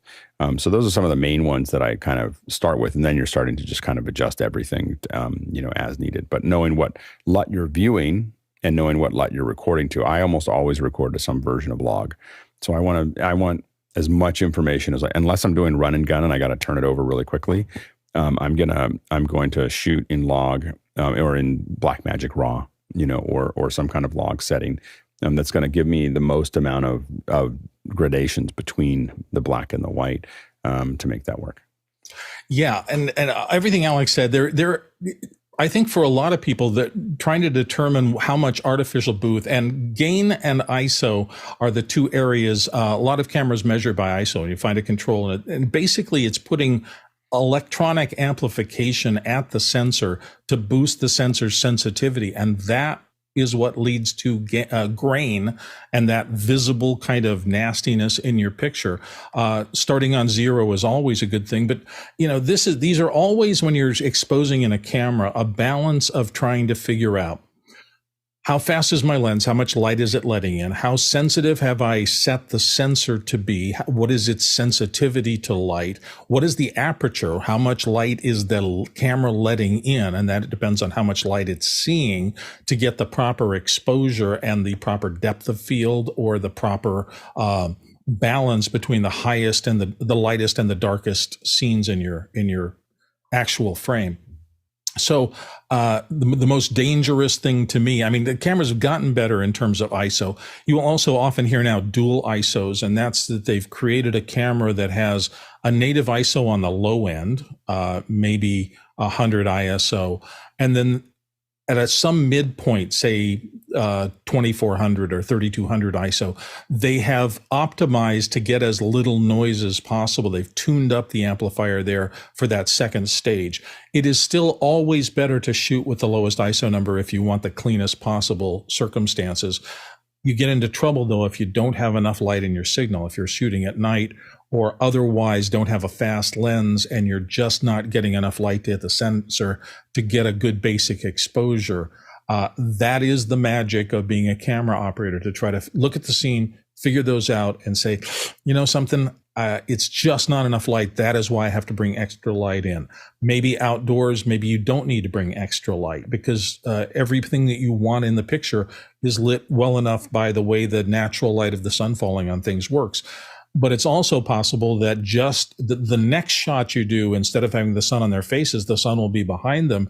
And bringing in that extra light means that you raise the level of the thing you want to see most, which is the face of the person who's usually appearing on camera, comes up to a level where they're not darker than the rest of the scene. That can be very difficult, and it can be expensive to try to fix in post. And you can get that kind of noise on someone's face in doing that. Next question. Next question from Andy Kokendorfer in Viera, Florida. If you were to test a variety of webcams, what parameters would you include for comparison? And Alex, going to start with this too. I think I would look at native field of view. That's really important to me because I actually want it to be smaller, not wider, because for the most part, I'm not trying to put a whole conference room into a webcam. I'm at home doing work from home, and I want to just have me. And I think this is a real problem. I've talked to a couple people about it. That are doing work from home. They don't want the camera to be wide angle. All these cameras are wide angle, and they don't want that. That's their house, and that means that they have to have one of the main reasons I use a 6K. Not the only reason, but one of the reasons is because I can control the longer field of view, because otherwise, if I put a regular Brio up here, it is almost impossible to stay at 1080p and keep my background behind me, and so it's a real, it's really problematic that all these companies are stuck with this horrible wide angle. So that's the first thing that we look at. Obviously, color rendition, how quickly does it get automatic color? And how good is that color when it sees it? It's really hard to put on a chart because it'll do something to the chart that probably looks fine, but how does it handle skin color? I think that the next generation of cameras that we see right now are getting pretty good at identifying skin color and correcting it at all costs. And that is, like Charles will talk about this in color correction. The number one thing is all these webcam companies have to get good at is I'm gonna see something. I'm gonna use AI to identify the skin, and I'm gonna fix it. And no one else cares about anything else. like literally, no one cares. Like you can see how Guy right now is looking really blue, in that area, and that's the kind of thing that at this point they need to be able to fix that relatively quickly. And Lumina is trying to do that. It hasn't been super successful yet, but they're working on it. And other folks are trying to do that. So that's another thing that I look at. Grain, obviously, light sensitivity. So how does it handle contrast, and how does it handle lower light conditions, and then controllability. Those are the things that I look at. Yeah, I'd emphasize all that, particularly the controllability. The sad part about a lot of webcams is that the software is marginal at best to do any kind of shading of them, or even do more than just a generic make it a little brighter. And I've just seen so many people get into so many different circumstances when broadcasting from home. Maybe you have a room you can close off like I do here, where I've managed to mask every window. I mean, that's a window behind me right there. And if I hadn't put black foam core in it, it would change all day and possibly change the exposure of the camera, unless I had a high enough level camera so I could defeat all the automatic gain adjustment and just fix it on the f-stop that I wanted. Or the gain setting that I wanted. In any case, yeah, it's tougher as we go through this stuff. Webcams are not designed for more than just put up a picture and send it out across the web. Next question. And it's from Guy Cochran, Seattle. Let's walk through adjusting a HuddleCam exposure from scratch. I've got one set up. Excellent, Guy. Dive in. Yeah, we have done this before with Alex, when I had a fish tank and I was trying to get him to expose correctly. So this is just a HuddleCam, like $299 camera. And if we go back to, let's look first at what we have out of the menu. So this is what it looks like. And then let's go ahead and restore the defaults. We'll go back down here, down to restore defaults. Gotta say it, I love the cat. Oh, I needed something that was moving. And then this is what Alex was talking about. In fact, right before the shot, I was like, did I make my bed right there? Because I know that when I cut back, it's going to be zoomed out. So that's what you got to watch out for. So this is a 4K camera, but we're able to zoom. So this is the remote control that I'm using. Yeah. And you'll notice first what's wrong with this image. It's blue. Besides that it's too low, probably is what you're going to say. But what was that first thing that we talked about? It's blue. It's blue. Oh, okay, so you want to start with color? Or you want to start with exposure? Your face has some highlights that are overexposed. That's the first thing I noticed. Okay. So we'll go from full auto, their shutter priority. And this one, they call it bright. So we can adjust the brightness and take down the brightness so that it's not, that would be obviously too dark. And then it starts back at from 0. So let's go 2, 3. See if we're in the ballpark there, maybe 4. Have to get out of the menu for a second. So that looks like the exposures, at least in the ballpark. And then you say that color. Took care of the problem. The highlights, the overexposed highlights are gone. Yeah, so but white balance mode the mic is clipping. The mic is clipping. I'm hot. Mic is clipping, yes. I'm watching a scope.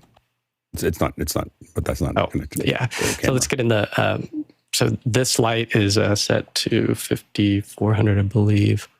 So we'll go with the outdoor. We could dial it in with one push, which would be where we would take like a white sheet of paper and we would put it in front. And if there was like a mix of exposure of white, we could, adjust that. And then, so there's manual mode. Actually, we could just go right into the temp. And Alex, you have one of these as well, right? I do. I don't have it hooked up right now. Yeah. Is there anything else that you would say to adjust once we get to this point? No, it's really the exposure, the color temperature. I mean, I haven't had to do much more than that. Because primarily what I've used the HuddleCam for in the past has been for overhead camera, because I can zoom in and move around with the controller. So I haven't really used it on a person. Okay. Yeah, so so I don't have to worry about it as much, because I usually have it hung over something, because it's nice because you have that control with the controller as well as an HDMI out, and so it's convenient to use it, and that's the mode that I've kind of mostly used it in. All right. Well, I don't think that there's anything. There was like some settings for like lens distortion. I don't think we need to go into any of this stuff. But anyways, I just want to kind of get you guys in the ballpark, because there were so many questions about web settings. I mean, this is a web camera with a remote control for $299. That's a good looking picture, guy. Yeah, I mean, compared to, here's my Z cam with a nice, $300 lens on it, prime lens, so difference. And there's a difference. There's a little difference. Micro Four Thirds, lens. Yeah, a couple $1,000. Yeah, Thank you for the tour through the HuddleCam. Nice. Next question. Chris Widener, Lafayette, Indiana. We talk frequently about LUTs and frame rates when working with different camera manufacturers, Canon, Panasonic, Blackmagic, others. What are some of the gotchas we need to watch out for to make them match as much as possible? And Alex is going to weigh in on this one. It's super hard to get different cameras with different color science to match up perfectly. Now, what we've kind of started to do more often is to use the LUTs as a way to get as close as we can. And the way that we approach that is to take a Demont chart or some kind of chart that we can use. We're using Demont charts because we have them. They're expensive. You can get X-Rite charts are also great. You can get a little pocket one. You can get a larger one. The larger ones are just easier to get all the cameras to shoot at. What we have been kind of moving towards over the last 6 months or so, or a little bit more maybe last year, is that we shoot the frame. We get a camera to look exactly the way we want it. Not perfectly accurate, but the way we want it. It's a little warm. Is it a little cool? Whatever we want that feel to be for the show. Get that camera looking there, and then we shoot the Demont chart as close to full frame as we can. Then we take that into Resolve. Then we take the next camera, and remember, you can't change the lenses. The lenses will all change the color. Every lens has its own color. Even if you buy two lenses that are 24 to 70s, they'll be slightly different in color. They'll be very close, and a lot of times you won't bother to change it, but they're all different. And definitely, if you have different focal lengths, some are going to be warmer. I had one, we just added one in a recent show, and like 11 to 20 or something like that, and it was definitely bluer, than the other ones were. So those are the kind of things you have to kind of take into account. The way it gets from black to white might be different, all these things. So what you do is you take that lens, you get the lens on the camera, and if it's a different camera, it's there. Then you shoot that video raw. I mean, you shoot it the way what's coming out of the camera, and then you don't, by the way, if you're doing a live show and you want to match them, you want you want to capture the SDI signal, out of the camera, not because you want to know what is it going to actually put out if I don't do anything, Anyway, so then you take a LUT and you take that over and you put it over and you corner pin it so that the top one is sitting on top of the original, and then you set it's the difference. And then by corner pinning it, you should be able to get all the lines to almost match up. Then you start correcting it. And as you start to correct it in Resolve, you're trying to get the whole frame to turn black. And it's really mind-numbingly hard. Just so you know, you can do it with the free version. I do it with the pro version because it has the warping, which makes it easier to get it to be just the way I want it. Once you get those to match, you then turn that into, you can grab those, you can grab that image and turn it into a LUT. You take that LUT. Now, if the camera doesn't have a LUT, if you can't load LUTs into the camera, then what you need to do is you need to have a box, and Blackmagic has a couple of them, whether it's converter or other things, and you want to put the LUT into the box, that it goes through, and then that's going to correct it. And you can correct almost any camera that has HDMI or SDI, with some kind of external box.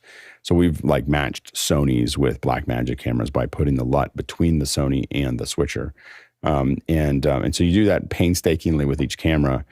And at that point, they're pretty darn close to each other. It takes way longer than just shading the cameras. Now to match camera, but it's the only way we've gotten relatively close. And what I will say is that I try to avoid using different cameras and even different generation of cameras as much as I possibly can. If I'm doing a live event, especially if they have to cut evenly to each other, I might use a GoPro or some kind of micro or something like that as a wider shot that doesn't really have to intercut. It's going back to the audience. It's going outside. It's doing an overhead. Those are places where I use a different kind of camera. But when two cameras that are going to shoot face on a person's face back to back, I try to make sure that they're the same cameras and the same cameras and even same versions and preferably same lenses, just to reduce the number of variables, but that doesn't always work. And this is kind of how we approach a lot of those processes. It's a complex thing. And everything Alex said, and I'm going to add one thing, because in the beginning of my career, I used to do a lot of work for PetSmart. And one of the things that drove me as crazy as anything, we used to do multi-camera shoots in their stores. And the main part of the store was lit by an overhead high efficiency lighting system that was around 3,800 degrees Kelvin. The stores had big windows, so outside I was shooting toward 5,600 degrees or higher, sometimes 6,000. And in the aquarium area, those lights were totally different. They were all lit by fluorescent, and all the water means that the light that flooded that area was very blue and very different. Now, if I was shooting in the main part of the store, and if the story we were telling was, here are products, and now let's go to the aquarium site to do it, I would be perfectly white balanced for the light in the store and see a nice blue kind of, there's the aquarium over there. When we move to the actual area, all of that color light that was in that first thing that allowed me to white balance perfectly on the person who was speaking has now gone away, and they're surrounded by an entirely different kind of light. And over the course of my career, I found that a lot, that three cameras, even in the same position, if one of them was shooting someone on the left side of the stage and there was an open door or a window over there, they would be infected on that side of them with a lot of daylight color balance thing. And then the other person is from just a camera angle 5 feet away from that, shooting into the store where there's tungsten lighting. It was very hard to make those two things seem like they were being done at the same time. This is partially why in TV studios and things like that, they eliminate all the outside lights so that the light they bring into the scene can be consistent no matter which direction you point a camera. And so I'm only bringing this up because all the LUTs and all the correction in the world works with you and succeeds if you pay attention to how you shoot things.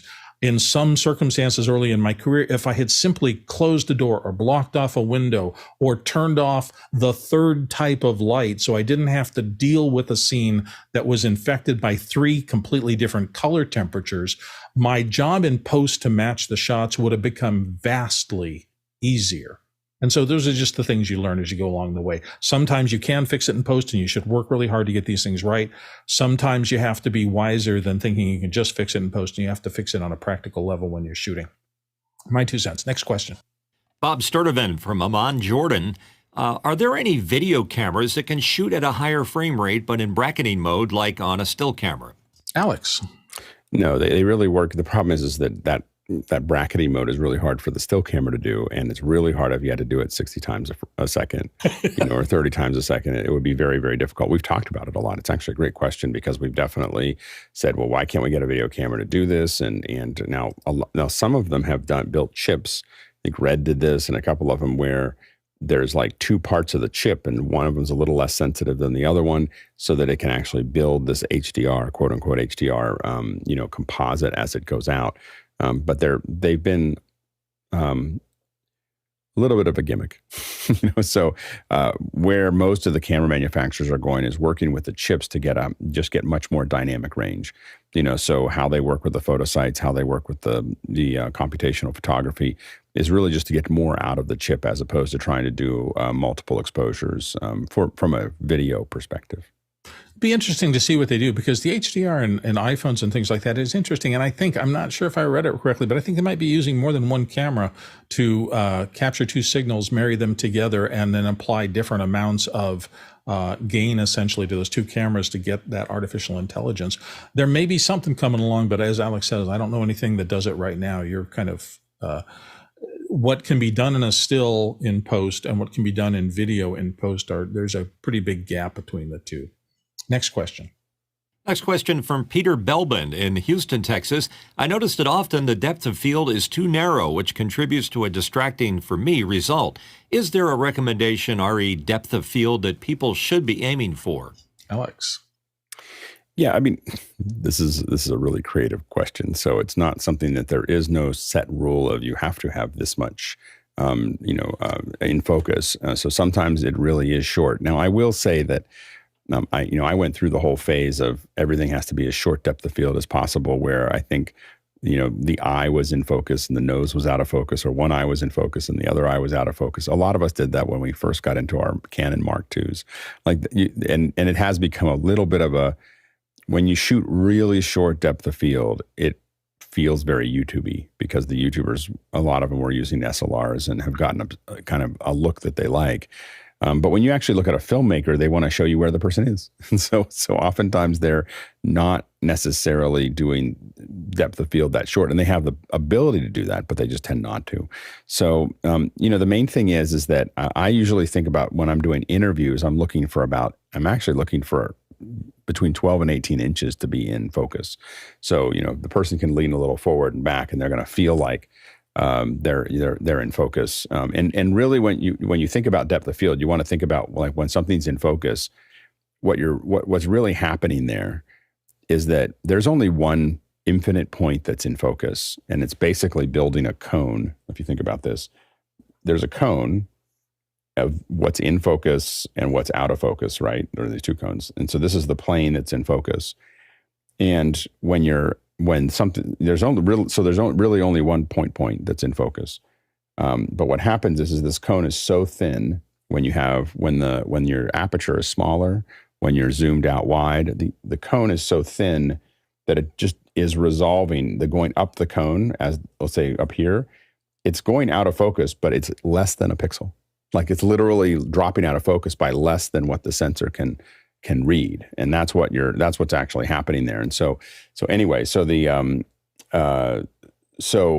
but you want to think about opening in that cone or closing that cone up, and how fast are you going to get in and out of focus. But I think that I like 12 to 18 inches when I'm doing interviews. I try to set that up. I think that affects where the background is behind them, where everything's, there. A lot of times I push the background further back if I can. You'll notice that right now in interviews for current documentaries, and a good example is the ILM one that just the Light and Magic, but also look at like there was one about Facebook. It was like a network, not the Social Network, the movie, but there was a Netflix special about social networks, and you'll look at, they put those backgrounds behind them, they put them into a space that was really big.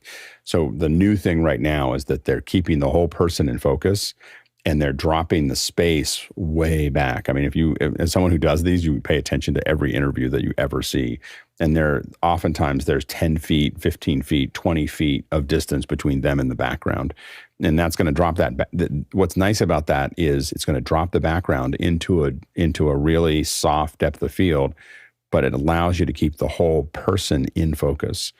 Because you're using distance instead. And so a lot of those things are the kind of things that you want to pay attention to. I don't think there's any, I think that when you get into that whole, like, the eye is in focus and the nose is out of focus, I think you're often going too far. But I think that if you can get the whole head in focus or the body in focus, I think you're you're doing pretty well. And sometimes, but again, there's no hard, fast rules. This is a creative question. And sometimes you don't have a choice. And I cut my teeth on this stuff shooting school plays and professional plays. And you get, the only acceptable camera position is 70 yards away from the person you're shooting. You have a camera with a long lens you have to push in, and the more zoom you apply, the less light it gathers. And so you end up having to open aperture really wide. And when you open aperture really wide and zoom in like that, you get very narrow depth of field. And, the best thing to do if you have control is reposition your camera. I mean, if you can get half of that distance, you'll gain a lot of that depth of field back, but sometimes you just can't. And that's why understanding this relationship between aperture and depth of field is very important. If you can add more light, and that's one of the problems with plays, if you're shooting a dramatic play and they want it very moody, the lighting director may have put a limited amount of light on stage with just a spot on the character, but that's not helping your camera if you can only get a medium shot, and most of your medium shot is a dark area with one pointed light. Even if you're exposing well for that person, you run the risk of having such a dark scene and trying to boost it to get enough, because you're shooting from so far back, that you end up with a noisy scene, and it's just unacceptable. So it's these things are all a balance: aperture, shutter speed, distance from things. They all go into the calculation of what kind of exposure you're going to be able to get for a particular camera position. Guy? Yeah, I was just going to mention that also, the choice of lens as far as the compression when you're zooming in. So while you were talking, I was kind of playing with this shot, which is me being able to zoom in, and you can see the text behind me or in front of me. So that's I'm using my Stream Deck to control whether I want to autofocus and let it focus on what it thinks is in focus, or do I want to take off autofocus and now start to go far. So let's go far. So now you can read what's going on in Mukana over there. And so it's that compression that you get with zooming in. So the more that we start to zoom in, the blurrier I can make that background or the foreground. So lens choice is a big thing. And with this small sensor on this bird dog, as opposed to some of the other cameras that we use that have the larger sensor, everything can be in focus. So if I zoom all the way out, you're going to see, or not all the way, but everything becomes in focus. So don't forget that compression where you're actually, your lens choice is making that depth of field shallower as you push in. So the more telephoto you get, or the wider, will determine also how that focus in that depth of field appears. And we didn't have the option to choose lenses before the DSLR era. Most of the time you used whatever lens came with your camera when you bought it. In some cases, the higher end people could choose that, but most of us didn't have that in the early cameras. And so when DSLRs came out, one of the things we started learning about is that the light passing ability of the lens, an f4 lens versus an f2.3 lens, that's a significantly larger amount of light that the lens naturally passes.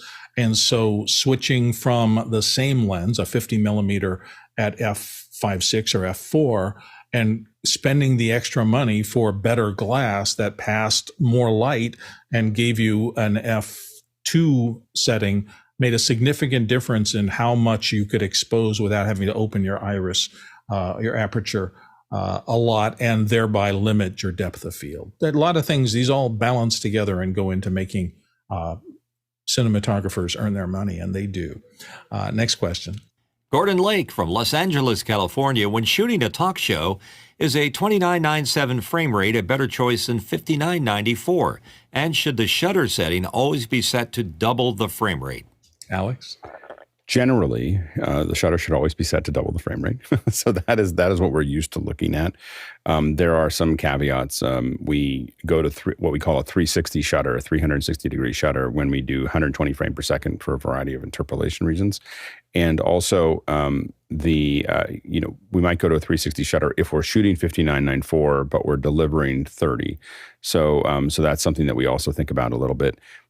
As far as the frame rate goes itself, the thing that we're finding is, number one, is that $29.97 will save you a lot of, if you're putting it out on YouTube, it's going to save you a lot of bandwidth. We don't care about that as much anymore. If we're streaming, we care about it because $29.97 is going to, I mean, $59.94 is a lot more data. And if you have a fixed budget for your stream, so if you have 6 megs a second or 8 megs a second, you want to do 30 frames a second because at 1080p, because you don't have enough data for that many frame rate, that frame rate. You really want a much higher bandwidth if you're going to go to 60 frames a second. So that's the thing you want to think about on a talk show is the number of frames. Now, I will say, all things equal, we're finding in a lot of our tests that 60 frames a second feels more real and feels more visceral and feels more like you're there. So there's a bunch of us that are thinking more and more about 60 or even 120 frames a second for even things like people just sitting around talking. We used to think that was absurd. I personally thought that was absurd. and the early Mac breaks were all done in 2398. And the reason I did that was mostly just because I had to pay for the bandwidth. so I had to pay for people downloading it. And so it was the fifth less frames, what the irony of that is, it's exactly the same decision process that early filmmakers did. And that's why we have 24 frames a second. They're like, do I really have to pay for 30 frames a second? Let's just make it 24. So, I mean, all of us, we have to realize this illustrious 24 frames per second was just created by a bunch of cheapskates in the early 20s. Anyway, so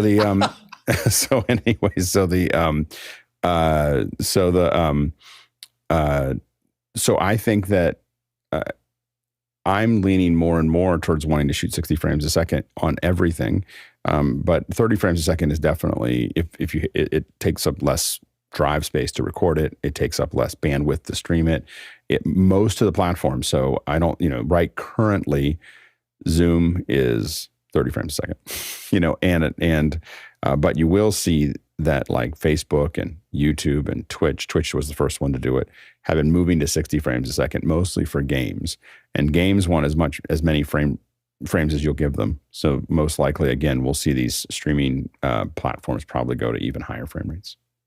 And I will do a little bit of defending the 24 frames because the stories that I heard was in the early days of film when Edison and other people were kind of testing it out. They would try to figure out at what point does the human persistence of vision phenomenon make for a non-fluid motion thing, and it was somewhere. And then they made the frame rate slightly less than that. Yeah. I agree with you that they didn't want to have to buy any more film than they needed to, and let's face it, it was a brand new technology. That was the decision. That was the decision process. Was money. It was money. They were paying for film, and they were like, "We don't want to use any extra frames than we have to," And I mean, but that's the whole thing. Now, I will say, in the defense of 2398. For movies, I think it's a great format because it constantly tells your mind that it's not real, which that suspension of disbelief makes it easier. It makes it easier for you to process watching a story that's not real. So I think that there's a 2398 is a solid film format.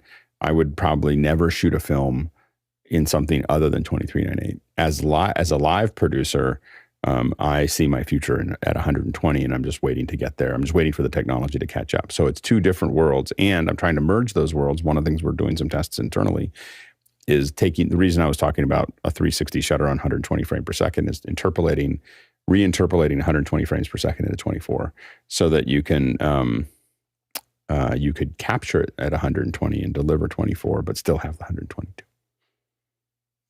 Interesting. Well, it'll be interesting to see how when you look at it closely, what you find in terms of perception. Human perception makes a difference there. Mitch, you had a thought?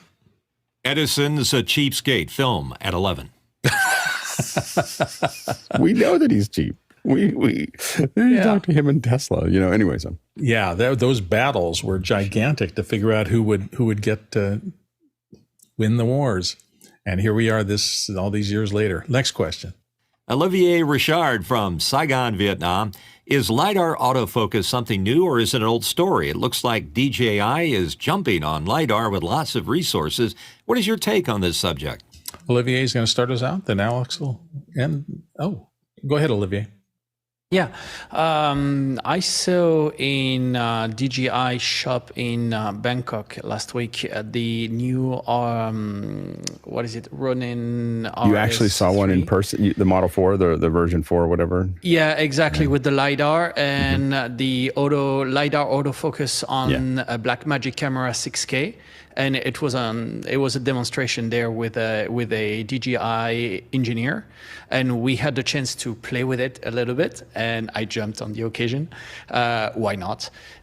And I found it absolutely fascinating. I loved it because you could see on the diagram the shape of what you had on front of you, and you could actually point to where you wanted to focus, and you could even pinch and to focus on this, to come back to your code explanation earlier, you could come back to this and decide on how deep you wanted your focus point to be set. It was, I found it fascinating. I just want to know what's your take on this.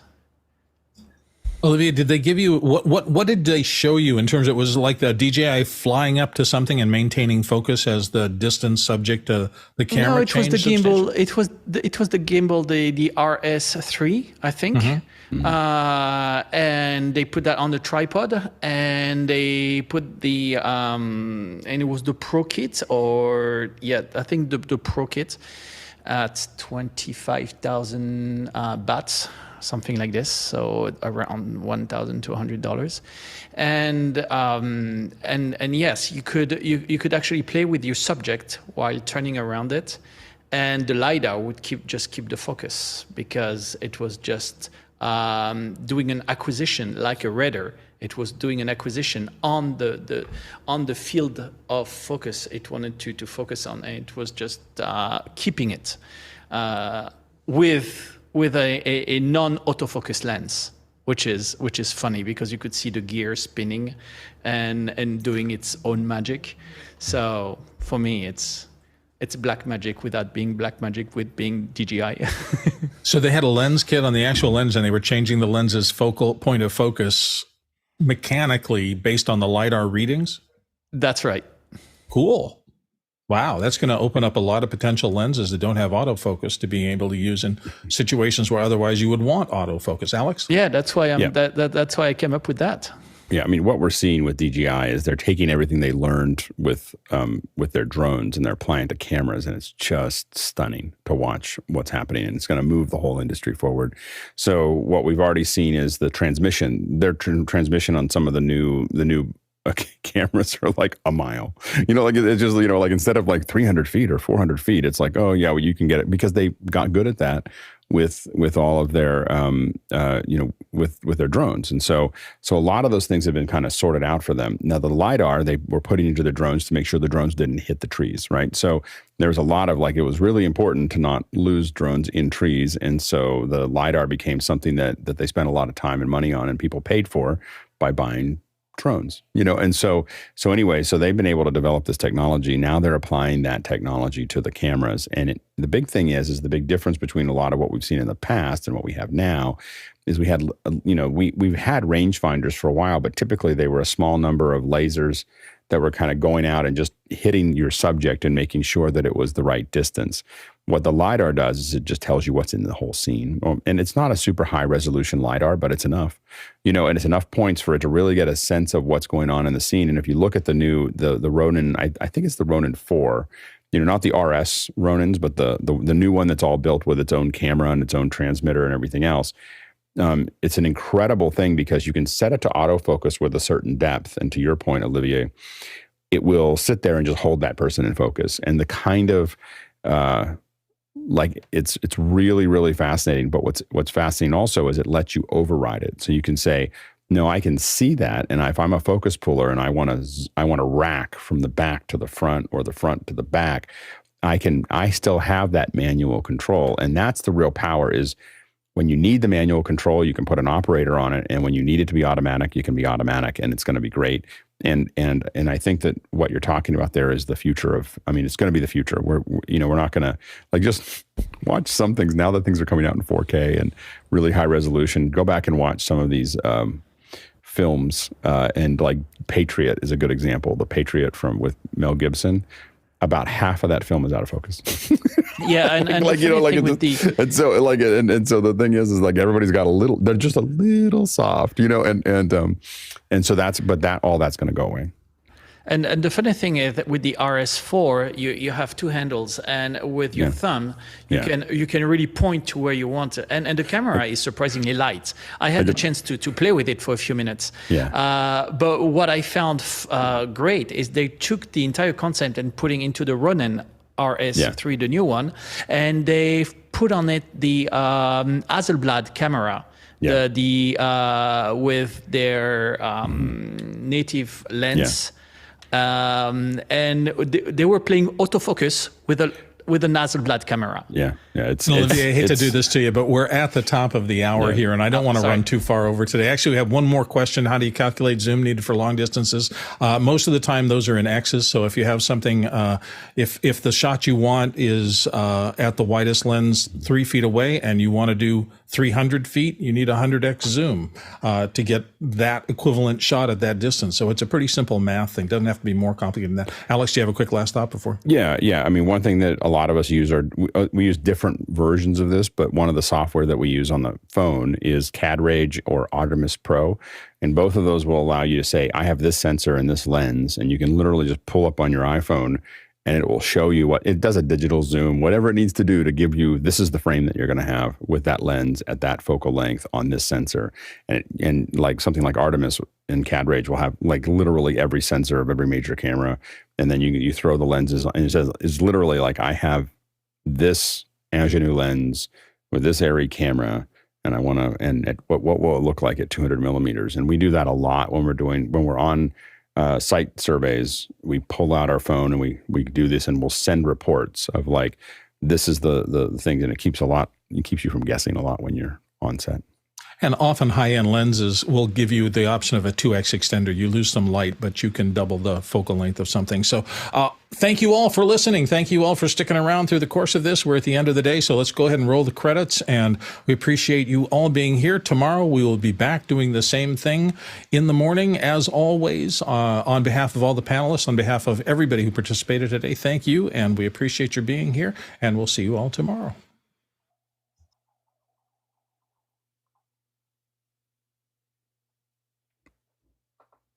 All the credits are in focus. It's very deep depth of field. Hopefully we gave enough information and didn't overload everybody. I think we have to now start having them. We can do rack focus on the credits.